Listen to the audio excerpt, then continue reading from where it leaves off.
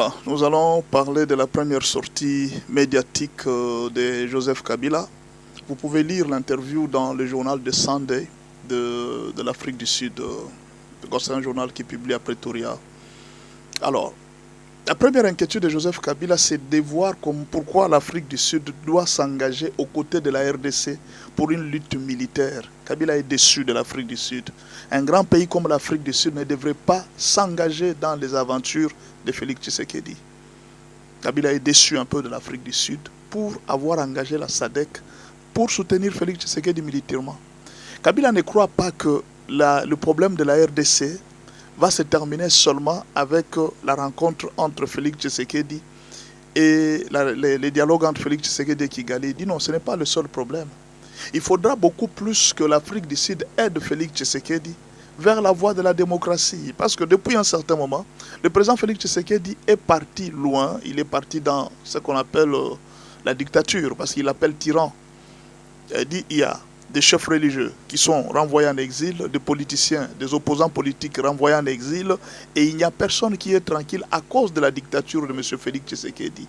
Et en plus de ça, Kabila regrette que la société, donc il y a un grogne social à cause de la mauvaise gestion du pays.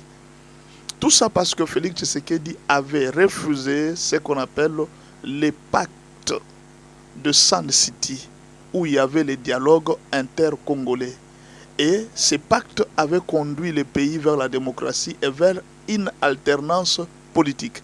Mais depuis que Félix est arrivé au pouvoir, il est allé très loin de la démocratie.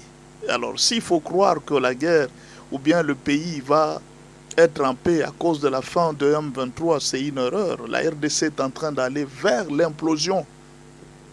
La RDC est en train d'aller vers l'implosion. La RDC est en train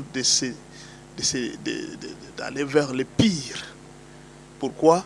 À cause d'une seule personne qui s'appelle Félix Tshisekedi. Donc pour Joseph Kabila, le mal de la RDC, c'est Félix Tshisekedi. Il n'y a aucun pays qui doit accorder un crédit à Félix Tshisekedi tant qu'il n'a pas changé. Il doit quitter la dérive dictatoriale pour rentrer dans un bon chemin. Ça, c'est la demande de Joseph Kabila dans sa sortie médiatique. Donc il a beaucoup regretté. Il pense peut-être aussi qu'il doit jouer un rôle très important dans la situation du pays. Voilà. Vous avez au moins le résumé de ce que Kabila a dit parce que tout le monde était en train d'attendre la déclaration de Joseph Kabila. Avec la condamnation ou même la résolution 2773, aujourd'hui, est-ce que l'affaire de la RDC, c'est l'affaire seulement de Félix Tshisekedi? La condamnation n'a pas parlé de la dictature de Félix. La condamnation a parlé de l'agression rwandaise, que la RDC est agressée par le Rwanda. Alors moi je pense que dans sa sortie médiatique, Joseph Kabila devrait d'abord commencer par relayer ces problèmes. Les problèmes qu'il y a entre les M23 et la RDC. Comment a commencé ces problèmes? Pourquoi nous nous sommes retrouvés là? Bon, peut-être, est-ce que c'est à cause seulement de la dictature de Félix Tshisekedi? Félix Tshisekedi avait déjà trouvé le conflit du M23. Mais Joseph Kabila a parlé aussi de la violation de la Constitution et des élections truquées. Parce que ça, il a soulevé aussi. Donc, tous ces problèmes de la RDC sont là. Violation de la Constitution, élections truquées, dérive dictatoriale. Donc, il a parlé de Félix comme un tyran. Alors, tous ces problèmes-là, c'est ce qui fait qu'aujourd'hui, la RDC ne va pas bien. Ce n'est pas seulement un problème avec Kigali. Et puis la négociation entre Félix et Kigali ne va rien résoudre. Ce qui va résoudre le problème, c'est le problème qu'il puisse résoudre le problème du pays. Qu'on renvoie et qu'il cesse d'être dictateur en fait. C'est l'accusation que Kabila vient de donner à Félix Tshisekedi. Je ne sais pas vous, qu'est-ce que vous en pensez de ces déclarations, mais je vous renvoie pour lire tout l'interview. Vous allez sur le journal de Sunday de l'Afrique du Sud, vous allez découvrir toute la vérité de ce que Kabila a dit. Là, je vous ai donné juste un résumé. Je ne sais pas qu'est-ce que vous pensez de ce que Kabila a dit, je ne sais pas, mais bon, moi je pense que il devrait d'abord, aujourd'hui, la première chose, il devrait commencer par la condamnation de de l'agression rwandaise. Pourquoi? Parce qu'elle est reconnue mondialement. Et aussi, c'est le même problème que lui-même en tant que président avait connu. Kabila a été aussi déstabilisé par...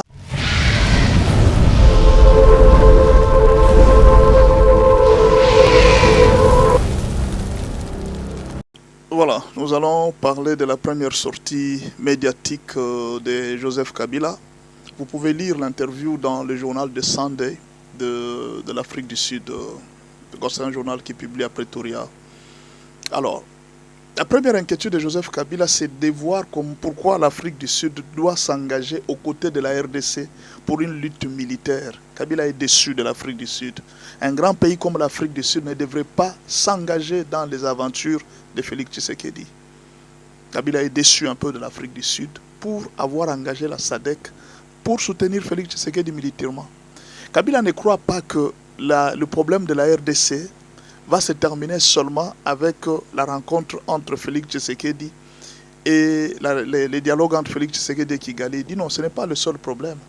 Il faudra beaucoup plus que l'Afrique du Sud aide Félix Tshisekedi vers la voie de la démocratie. Parce que depuis un certain moment, le président Félix Tshisekedi est parti loin. Il est parti dans ce qu'on appelle la dictature, parce qu'il appelle tyran. Il dit il y a des chefs religieux qui sont renvoyés en exil, des politiciens, des opposants politiques renvoyés en exil, et il n'y a personne qui est tranquille à cause de la dictature de M. Félix Tshisekedi. Et en plus de ça, Kabila regrette que la société, donc il y a un grogne social à cause de la mauvaise gestion du pays. Tout ça parce que Félix Tshisekedi avait refusé ce qu'on appelle les pactes de Sun City, où il y avait les dialogues inter-congolais. Et ces pactes avaient conduit le pays vers la démocratie et vers une alternance politique. Mais depuis que Félix est arrivé au pouvoir, il est allé très loin de la démocratie. Alors, s'il faut croire que la guerre ou bien le pays va être en paix à cause de la fin de M23, c'est une erreur. La RDC est en train d'aller vers l'implosion. La RDC est en train d'aller vers l'implosion. La RDC est en train d'aller vers le pire. Pourquoi? À cause d'une seule personne qui s'appelle Félix Tshisekedi. Donc pour Joseph Kabila, le mal de la RDC, c'est Félix Tshisekedi. Il n'y a aucun pays qui doit accorder un crédit à Félix Tshisekedi tant qu'il n'a pas changé. Il doit quitter la dérive dictatoriale pour rentrer dans un bon chemin. Ça, c'est la demande de Joseph Kabila dans sa sortie médiatique. Donc il a beaucoup regretté. Il pense peut-être aussi qu'il doit jouer un rôle très important dans la situation du pays. Voilà. Vous avez au moins le résumé de ce que Kabila a dit parce que tout le monde était en train d'attendre la déclaration de Joseph Kabila. Avec la condamnation ou même la résolution 2773, aujourd'hui, est-ce que l'affaire de la RDC, c'est l'affaire seulement de Félix Tshisekedi? La condamnation n'a pas parlé de la dictature de Félix. La condamnation a parlé de l'agression rwandaise, que la RDC est agressée par le Rwanda. Alors moi je pense que dans sa sortie médiatique, Joseph Kabila devrait d'abord commencer par relayer ces problèmes. Les problèmes qu'il y a entre les M23 et la RDC. Comment a commencé ces problèmes? Pourquoi nous nous sommes retrouvés là? Bon, peut-être, est-ce que c'est à cause seulement de la dictature de Félix Tshisekedi? Félix Tshisekedi avait déjà trouvé le conflit du M23. Mais Joseph Kabila a parlé aussi de la violation de la Constitution et des élections truquées. Parce que ça, il a soulevé aussi. Donc, tous ces problèmes de la RDC sont là. Violation de la Constitution, élections truquées, dérive dictatoriale. Donc, il a parlé de Félix comme un tyran. Alors, tous ces problèmes-là, c'est ce qui fait qu'aujourd'hui, la RDC ne va pas bien. Ce n'est pas seulement un problème avec Kigali. Et puis la négociation entre Félix et Kigali ne va rien résoudre. Ce qui va résoudre le problème, c'est les problèmes qu'il puisse résoudre les problèmes du pays. Qu'on renvoie et qu'il cesse d'être dictateur en fait. C'est l'accusation que Kabila vient de donner à Félix Tshisekedi. Je ne sais pas vous, qu'est-ce que vous en pensez de ces déclarations, mais je vous renvoie pour lire tout l'interview. Vous allez sur le journal de Sunday de l'Afrique du Sud, vous allez découvrir toute la vérité de ce que Kabila a dit. Là, je vous ai donné juste un résumé. Je ne sais pas qu'est-ce que vous pensez de ce que Kabila a dit, je ne sais pas, mais bon, moi je pense que il devrait d'abord, aujourd'hui, la première chose, il devrait commencer par la condamnation de l'agression rwandaise. Pourquoi? Parce qu'elle est reconnue mondialement. Et aussi, c'est le même problème que lui-même en tant que président avait connu. Kabila a été aussi déstabilisé par les rebelles du M23 avec qui il avait signé des accords. Il devrait d'abord commencer par la condamnation du Rwanda pour ce qui s'est passé à l'Est, parce que c'est le monde entier, ce n'est pas seulement la RDC ou bien Félix Tshisekedi qui condamne le Rwanda. Le problème de la RDC et du Rwanda, c'est un problème du monde entier, parce que c'est le monde entier qui condamne le Rwanda. Il devrait commencer par là, et il devrait aussi présenter ne fût-ce que ses condoléances à la population meurtrie, à Bukavu, à Goma et ailleurs. Ça pouvait être aussi quelque chose de très bon. Bon, je n'ai pas lu tout l'interview, je pense que peut-être qu'il l'a dit quelque part, c'est question de vérifier. Je pense qu'il devrait faire allusion aussi à la souffrance et à la misère du peuple et peut-être consoler aussi le peuple congolais par des mots doux. Tshisekedi n'est pas le seul responsable de tout ce qui arrive au Congo. Tshisekedi a hérité un problème. Par exemple, le brassage. Il a trouvé des soldats rwandais au sein de l'armée. Il a trouvé tout ça. Ce n'est pas aujourd'hui, parmi les problèmes que la RDC est en train de connaître, ce n'est pas seulement un problème social. Il y a aussi un problème du brassage qui fait connaître aujourd'hui des revers terribles au niveau de la RDC. Donc il y a eu un héritage qui n'a pas été très bien, que Félix Tshisekedi a hérité. Bien sûr que dans le gouvernement Félix, tout ce que Kabila a dit, ce n'est pas totalement faux. Il y a eu aussi beaucoup de choses qui n'ont pas été très bonnes, notamment dans la gestion. La population aussi s'est beaucoup inquiétée sur la gestion, sur la façon dont certains ministres, certaines personnes sont en train de gérer les deniers publics. Ça, il y a eu quelque part un grogne social. Tout ce que Kabila a dit n'est pas faux. Mais je pense qu'en tant qu'ancien président, il devrait beaucoup plus aussi s'intéresser à tout ce qui se passe dans le pays. Ce n'est pas seulement aujourd'hui, votre première sortie médiatique directement sur Félix. Oui, il fallait voir aussi les problèmes qui se passent dans les pays. L'agression de la RDC, ce qui se passe, et tout ça, commencer par condamner aussi les Rwandais. Ça pouvait être quelque chose de bien pour montrer quand même que c'est un souci du pays, parce que tout le monde en parle, même la communauté internationale est en train d'accuser les Rwandais. Mais comment est-ce que toi, tu es politicien congolais, tu peux parler, faire une interview et une première sortie depuis des années sans condamner le Rwanda? Je pense qu'il devrait commencer par ça, parce que le monde entier en parle. Bon. Je crois que aussi les politiciens congolais doivent profiter de tout ce qui se passe au pays pour avoir un peu de popularité. Je donne l'exemple de Jean-Marc Abound. Il va sortir de la prison, peut-être. Il est déjà sorti. Il est libéré. Mais avant de commencer sa politique, il ne doit pas directement commencer la politique contre Félix, non. Il faut commencer la politique pour être tout près de la population. Par exemple, condamner les Rwandais, condamner ce qui se passe à l'Est. Vous commencez par ça. C'est ce qui peut faire aujourd'hui que vous puissiez gagner la popularité. Vous voyez, à un certain moment, Martin Fayoulou avait perdu pratiquement la confiance du peuple depuis un certain moment. Mais quand il a repris à parler, à condamner les Rwandais, c'est-à-dire aujourd'hui, la population congolaise a beaucoup plus besoin de la paix que de tout ce qu'on peut lui dire par ailleurs. Bien que nous avons besoin de l'argent, nous avons besoin de l'emploi, nous avons besoin de tout, mais la priorité congolaise à l'heure actuelle, c'est la paix à l'Est. Tous les Congolais en souffrent sérieusement.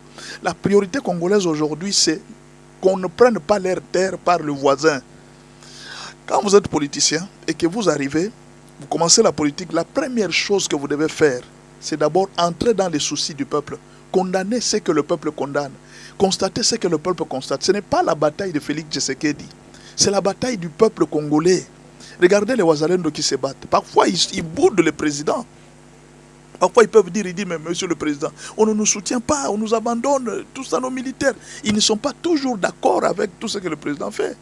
Mais, en totalité, ils continuent quand même à se battre malgré tout ce qu'on peut dire contre le président. Ils se battent. C'est comme ça qu'il doit être un politicien. Ce n'est pas parce que tu n'aimes pas Félix, ce n'est pas parce que tu as été déçu de Félix. On ne peut pas faire de la déception personnelle une politique, non. Ça, je vais conseiller Jean-Marc Abound. Ne faites pas d'une déception le programme politique. Non, ne faites jamais ça en politique. Commencez d'abord par vous rallier à ce que...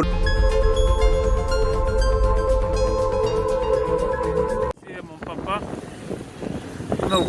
vous constatez là-bas, c'est la guerre ici. Les militaires sont devant nous là-bas, ils sont à moins de 10 km d'ici, dans la cité de Saké. Nous sommes dans l'urgence d'évacuer les enfants, de les déplacer vers cet axe ici, là où il y a la guerre. Et je suis Fiston Amissi, le coordonnateur de l'orphelinat Jésus et mon papa Nord Kivu. Nous sommes venus vers vous pour vous montrer la situation dont on traverse présentement. Nous voici devant notre structure, là où nous gardons les enfants. Nous avons ici plus de 45 enfants, filles et garçons. Et dans l'endroit où nous nous trouvons présentement, c'est du côté là où provient la guerre. Ils sont juste dans moins de 10 km ici, en train de foncer vers la ville de Goma. Et voilà pourquoi nous sommes venus vous demander une aide.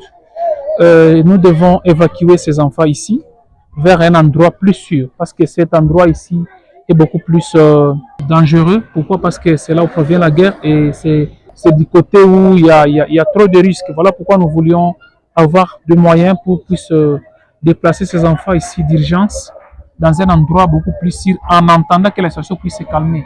Maintenant là, nous sommes dans l'impossibilité de le faire. Pourquoi? Parce que il faut aménager là où les enfants seront. Il faut les moyens de transport pour les transporter.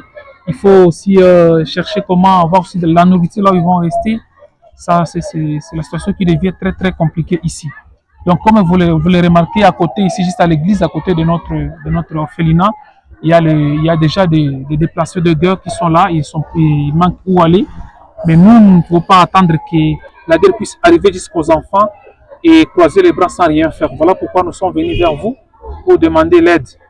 En tout cas, nous avons besoin d'assistance, d'urgence pour que nous puissions évacuer ces enfants ici vers un endroit beaucoup plus sûr. Comme la situation nous oblige, nous avons besoin vraiment de votre assistance.